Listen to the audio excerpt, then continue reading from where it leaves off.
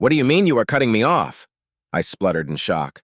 Ma'am, that meanie of a Kalesh said frostily, you seem to have a misunderstanding concerning exactly what a free internet actually means. Free internet means free internet, right?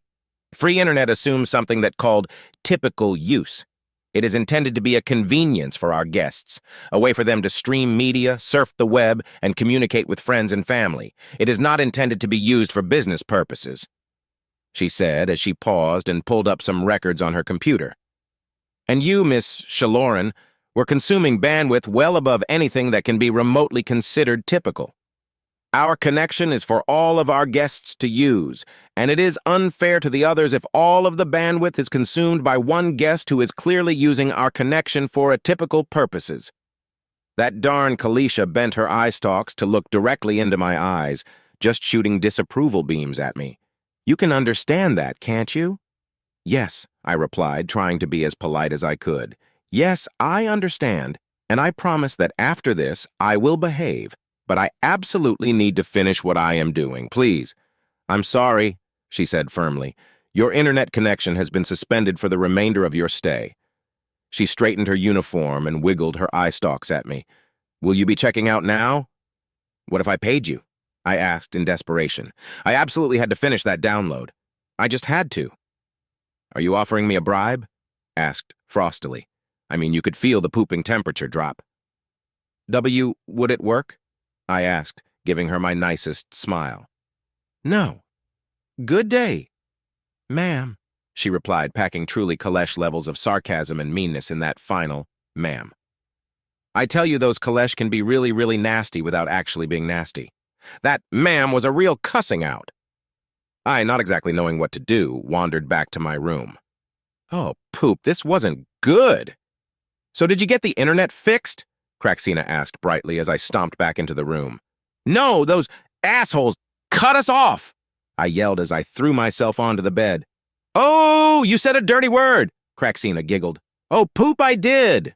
Those poopers, I said a bit more carefully, cut us off, said that we were violating typical use or some poop like that. That's not good, Kraxina said thoughtfully. You think? You flushing think? I squeaked. We finally, after weeks and weeks, we finally get an order and now we can't fill it?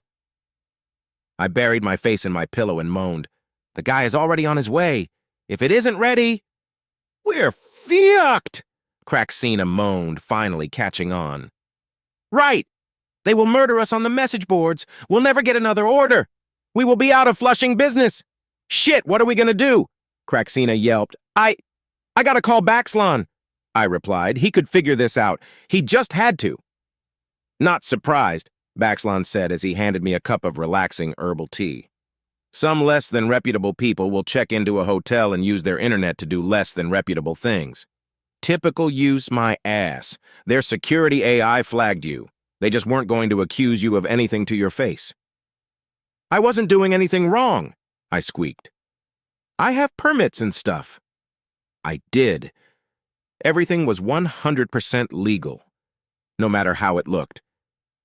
And there's no way in hell you will be able to convince them of that, Baxlon replied. They probably have a policy in place, and to get it reversed, you will probably have to talk to someone that won't waste their time talking to you, Baxlon said calmly as he typed into his computer.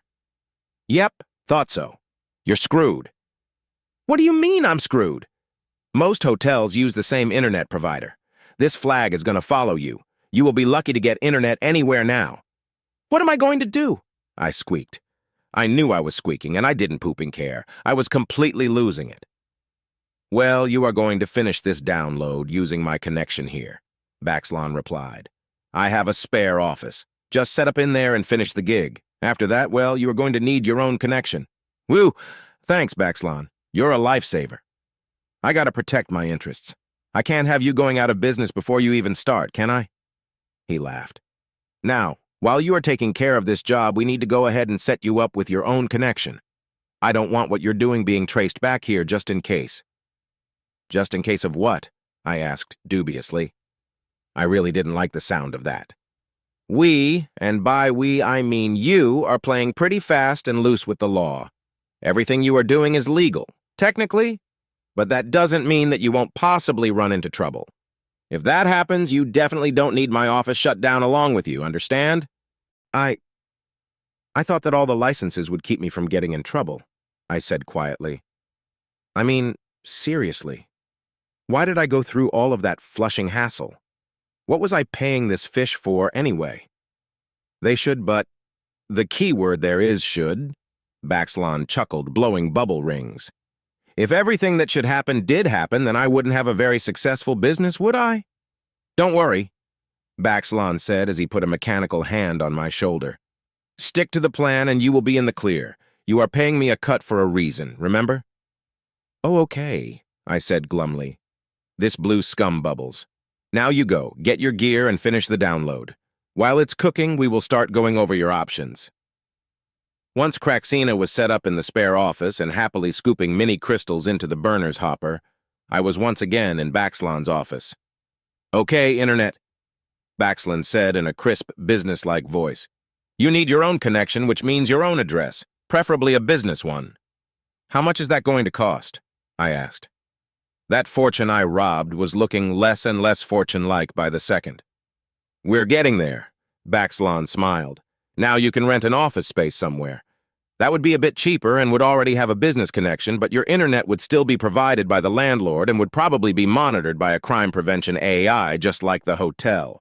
You really don't need someone getting in your business both from the downloads and the nature of your business communications. All of it is legal, but all of it is likely to raise questions that will be nothing but a hassle.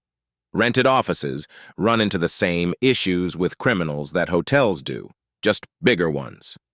So renting is out, I said, thinking to myself, and then I gasped. Does this mean that I have to buy something?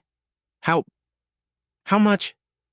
Oh man, this did not sound good. I could see all my credits disappearing in front of my very eyes. Yes, starting a business and buying your own commercial space is what you need, Baxlan said, and then looked up at me. I must have looked like I felt. Don't worry, he laughed. It's not as bad as you think. I have money, but a building can't be cheap, I squeaked. I couldn't help but squeak. Back home, buildings were expensive, and it must be a lot more here. Oh, poop, I could barely breathe. You're right, Baxlan said. It isn't. Even a cheap space in this city goes for quite a bit, but don't worry. You don't have to pay for it all at once. In fact, walking in with a crystal full of credits and paying cash will have them calling the cops on you right after they happily take your money. What? Nobody pays cash for a business, Baxlan laughed. They take out a business loan. I can't do that. I squeaked, completely not in control of my squeakiness. I'm not a citizen. I don't even have an apartment. Believe it or not, getting this set up is a lot easier than getting that apartment. Taking out a huge loan is easier than getting a lease? I asked, completely in disbelief. That couldn't be pooping right. Yep, Baxlan laughed, especially the way we are going to do it. The way we are going to do it? I asked, looking at him suspiciously. Is this going to be something shady? Of course it would be. Who the poop was I talking to? No, of course not mostly, Baxlan chuckled. Tell me everything about this, mostly, I said quite firmly. Here it comes, I thought, bracing myself as best as I could. I know a banker or three, Baxlan replied. I also know a thing or two about money. We take your cash, turn it into assets, and wrap that up into a shell company. That shell company, which is completely Terran, even if you're not, then invests in Drop of Oil LLC by securing a loan using its assets, and then, in turn, extends one to you. Then, abracadabra, you write yourself a check for whatever you need. We can probably get close to $1 million if we need it, $500,000 easy. But I will be broke, I squeaked as I started squeaking again. Broke! Completely Oh, Waters, gasp, gasp. I couldn't pooping breathe. Easy there, Baxlan said reassuringly. You won't be broke. You will just be extended. What's the flushing difference? I squeaked even higher than my normal squeak. Broke means you have no credits. Extended means you have $1 million, Baxlan chuckled.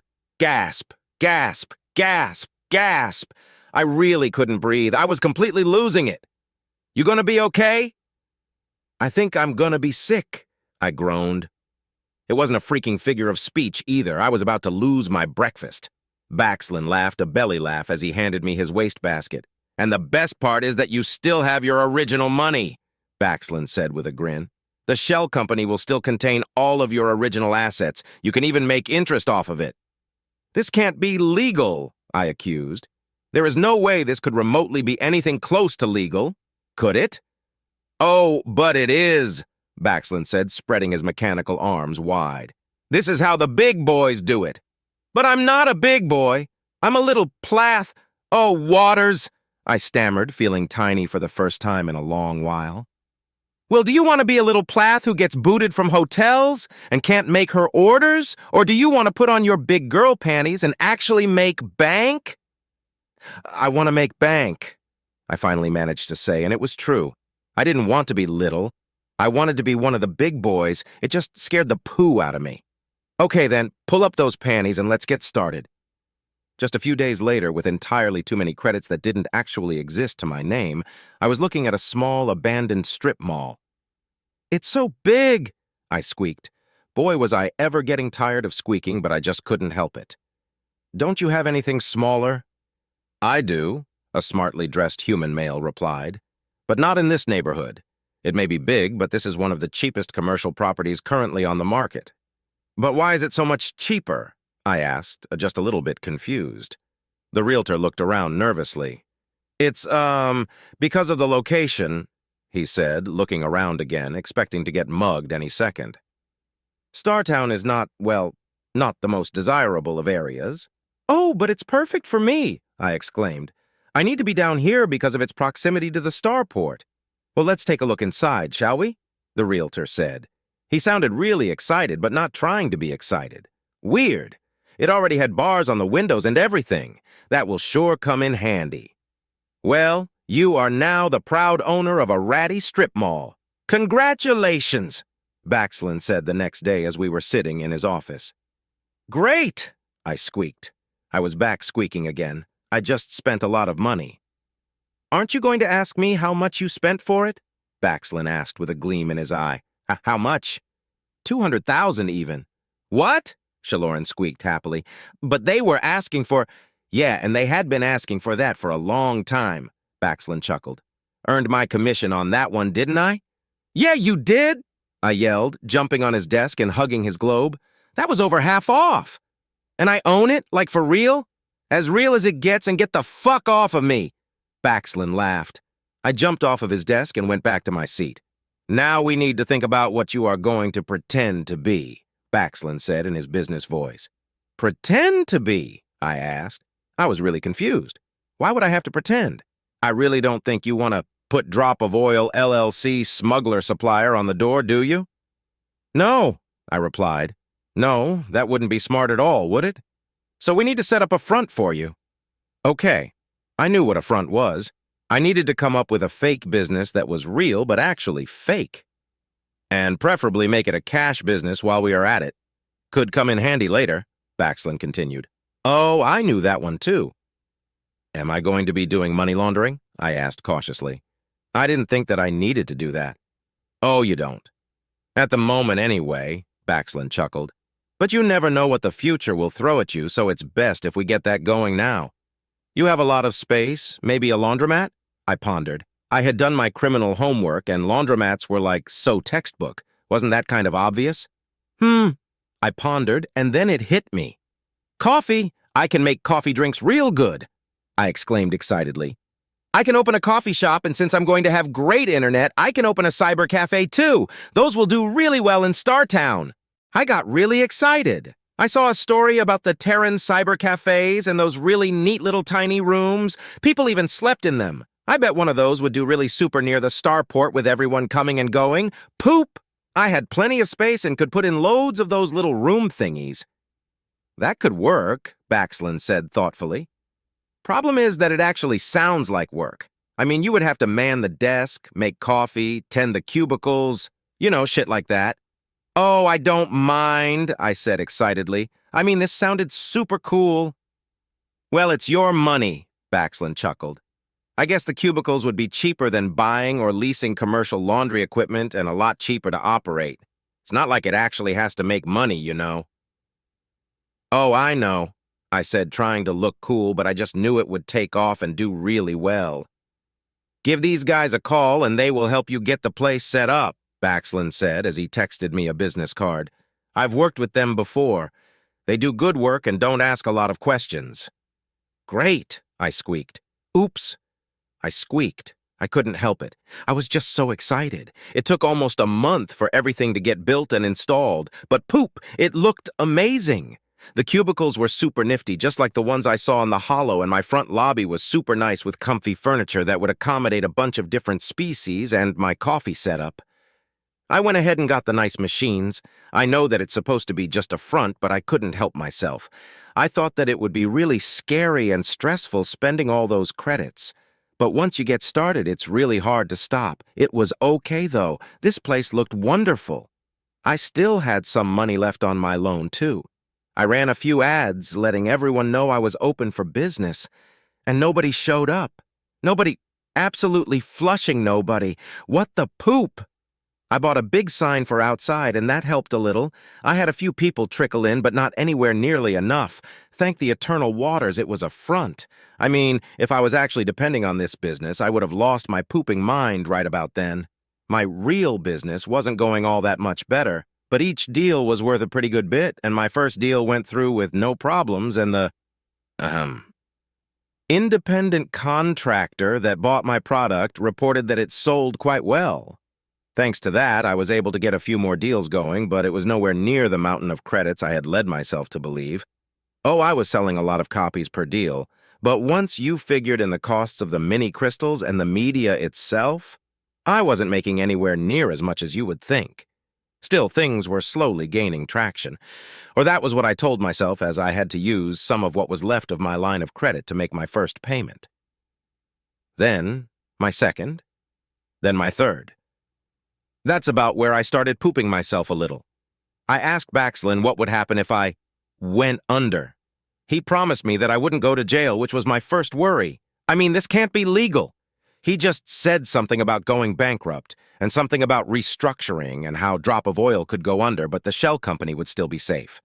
This sounded even less legal than what I was doing now. Poop. Finally, I broke even. Between the orders, I caught a huge break, and someone wanted a bunch of copies of some banned books that I could copy for free. And finally, getting some customers coming in, I realized that most Xenos had absolutely no idea what a cyber cafe was. And so I ran a few more ads and set up a FAQ, and that really helped. I actually made a little bit of a profit, yes. I could finally sleep without cuddling Craxina like a plush toy. Then, Craxina did a Craxina. It was just another mostly quiet day at Drop of Oil when Craxina looked up at me. Sheloran? Yeah, I asked, completely oblivious to what was about to happen to me. I was thinking, you know what I used to do, before I started working for you? Yeah? I asked, sipping my tea. It was great tea. It was really fancy, but I got a super deal on it. I was thinking that maybe I could give it a try again? Are you asking permission? I chuckled, sipping my wonderful tea. I'm not your mother. Yeah, but I sort of work for you, and if I started, I wouldn't always be. Huh, I hadn't thought of that. Craxina had sort of become kinda important to the operation. I had also gotten used to having her around. Well, it's your life, I replied. It was hard to get too excited when I had tea as good as that. Whatever makes you happy. I can manage on my own for a while, and if you want to come back, you certainly can. I took a sip and turned to her. Just make sure you do it right. I don't want to have to bail your fluffy tail out of jail. No, I'll do it right, Craxina said haltingly, and then she looked at me meaningfully. I set my tea down. I knew that look. What? I asked dubiously. I was wondering if maybe I could, do it here? She squeaked. What? Thank goodness I set down my tea. That stuff was expensive. I mean, we have so much room and... No, abso-flushing-lutely not. Aren't there places you can do that already? Yes, but you aren't there, she replied, looking down. After everything, I would want you around, to make sure I'm safe. Craxina, I'm sure that those other places are safe too, I replied as kindly as I could. Yes, but you aren't there. Here, I could do it and be safe, and if something happened, you would be there. and I could still help out around the place when I wasn't doing it. Okay, now there was a good point. I really did need her help. And if she really wanted me around to make her feel safe... Wait, what was I thinking? No, this was not going to pooping happen. I am not sure that's a great idea, I replied. I mean, if you are not feeling that confident, then maybe you aren't ready just yet. But I want to, Craxina said in that voice she knows I have a weakness for.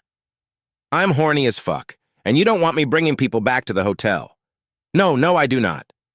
This way I could do them here and get paid for it, she said happily.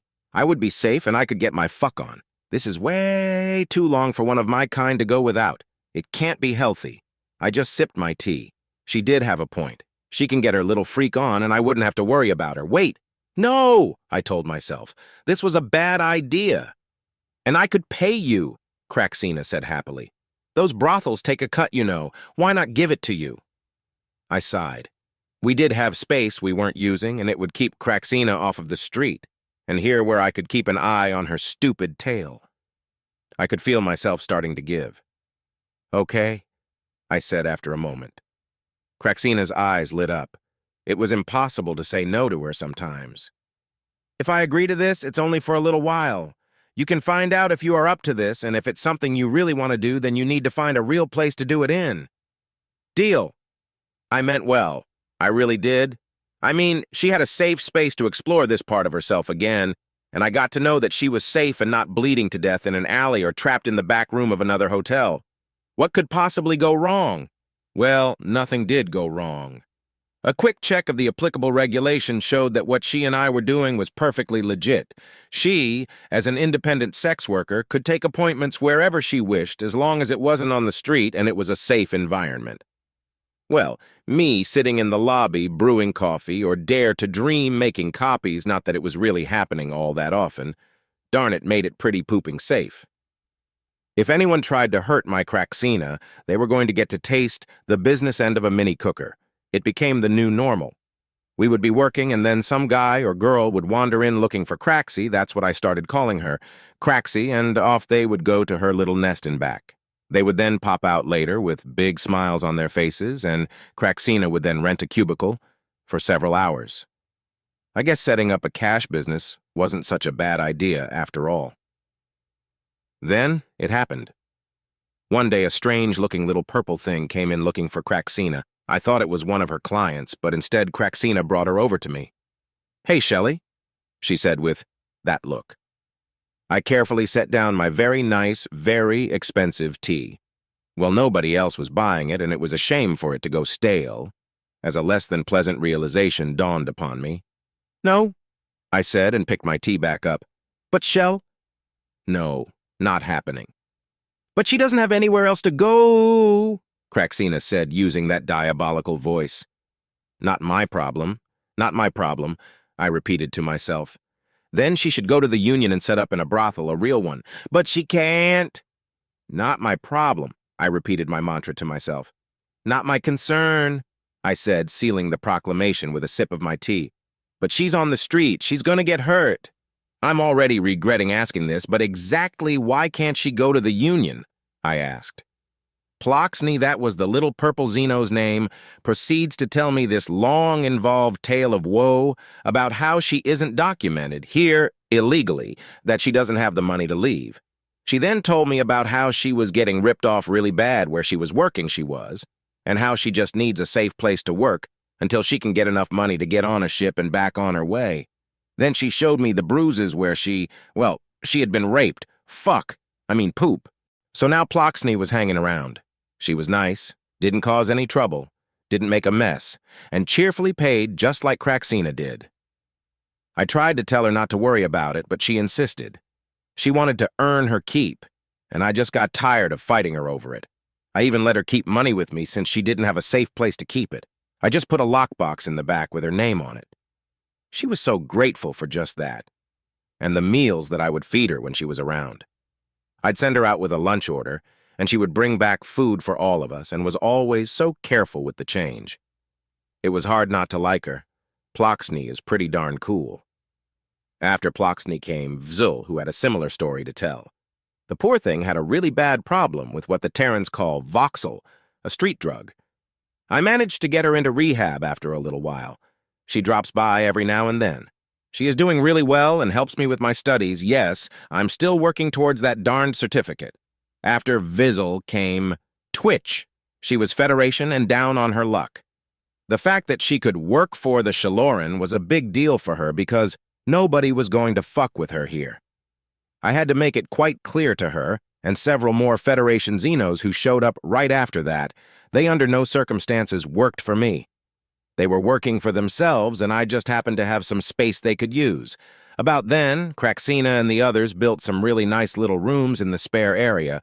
I told them that it was okay as long as they cleaned up their own messes because I certainly wasn't. Word got out. A Xeno who needed a place to safely ply their trade for a bit could drop by, and I would accommodate them. My rates were better than most places, and they were quite safe here. I knew I shouldn't be messing with this nonsense, but darn it. These poor people had no place to go, and a lot of them didn't even really want to be prostitutes in the first place, which was completely heartbreaking. But by then, I had hired as many poor little Xenos as I could afford to. The least I could do was give them a place where they wouldn't get raped or murdered, right?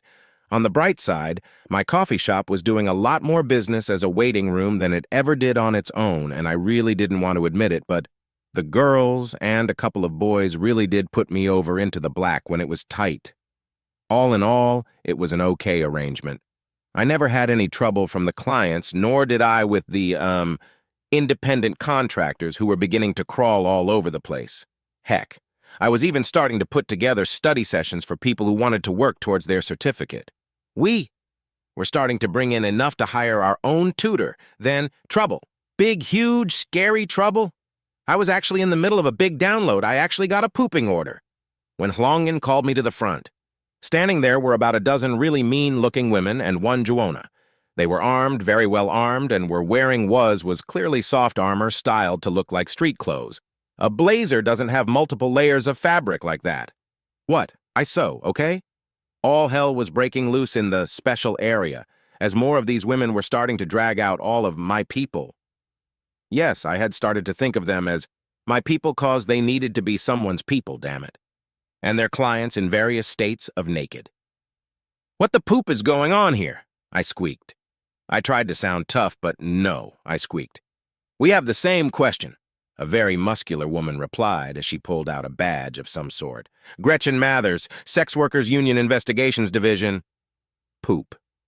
Well, it turns out that someone and I know who, Dave, you butthead, had really gotten close to Ploxney, and in their cuddle time conversations had learned her story, including the part where she was undocumented and working here somewhat covertly. He then found out from dear, sweet, chatty Ploxney that a lot of the people working for me, they weren't pooping working for me, were in similar circumstances.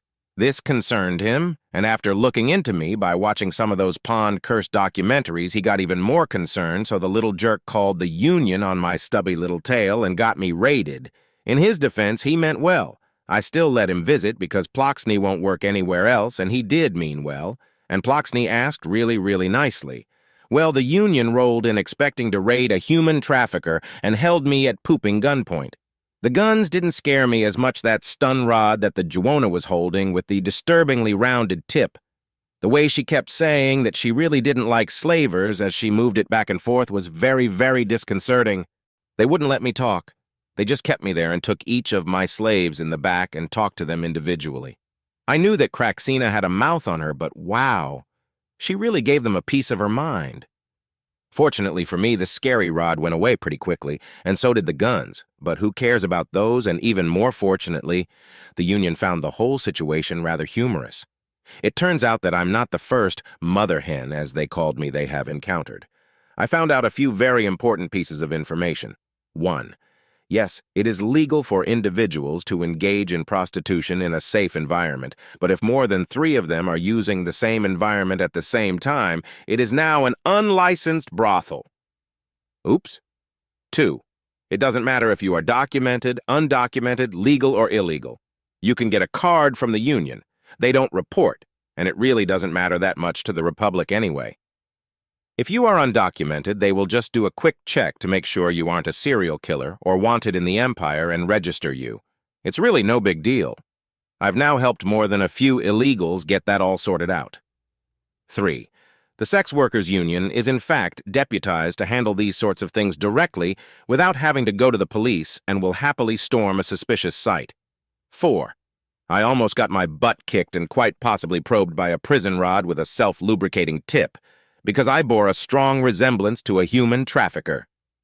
After it was clear that I wasn't scum of the flipping earth, they were really nice and all bought coffees. They really liked them. Word got out, and I have some more new customers. Gretchen pulled me aside after everybody got dressed, those poor clients, and the chaos subsided. "You seem a decent sort," she said to me. "I try to be," I squeaked. "When we looked you up, we expected to run into a fucking monster, you know." "Yeah, I get that a lot," I said as I sipped a soothing cup of tea to calm my nerves. "Those guys in the starport drew first, by the way." "Okay, sure," Gretchen laughed. "Whatever." "Great, even they don't believe me. They drew first, damn it. I mean, poop it." "Anyway, you either need to get this place licensed," Gretchen said, "or you need to get licensed." "What?" I said, putting down my tea. At this point in my life, I kind of know when something is coming. "I think you would make a fantastic procurer," she said, putting her hand on my shoulder. "A what now?"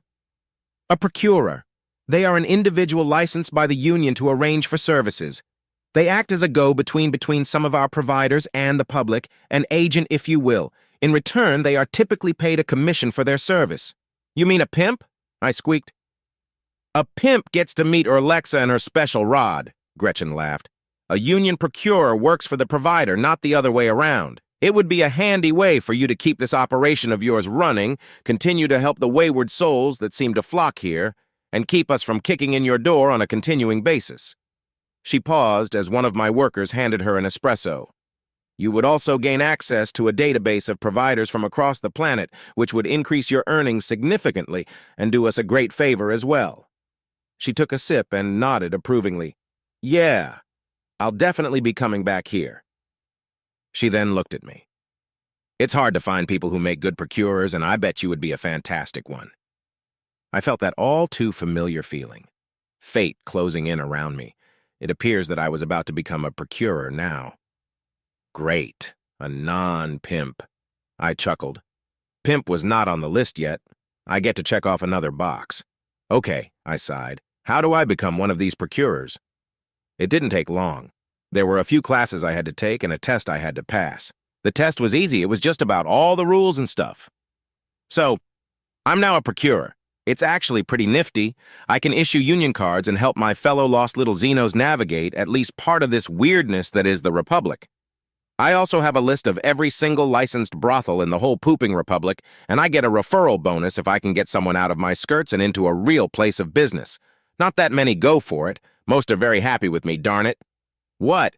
I'm not going to turn into a jerk-face just because I can get rid of them. I've even gone on a few raids with the union. I pooping hate bullies, and they didn't have to ask me twice. I got one of those nifty blazers and everything. We visited this real poop stain the other day.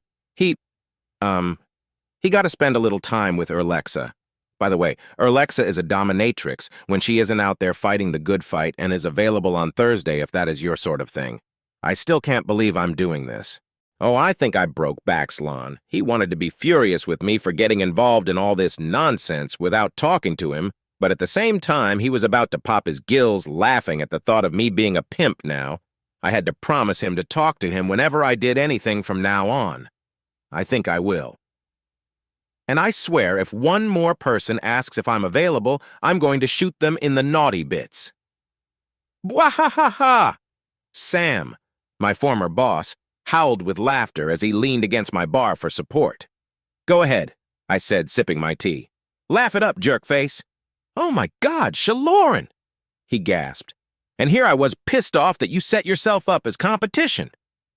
"If you want to be competitors," I said as I sipped my overpriced but absolutely wonderful tea, "I will happily refer you to the right people in the union. You will need a bigger place, though." Sam burst into peals of laughter again. "So are you looking to hire someone or not?" I asked.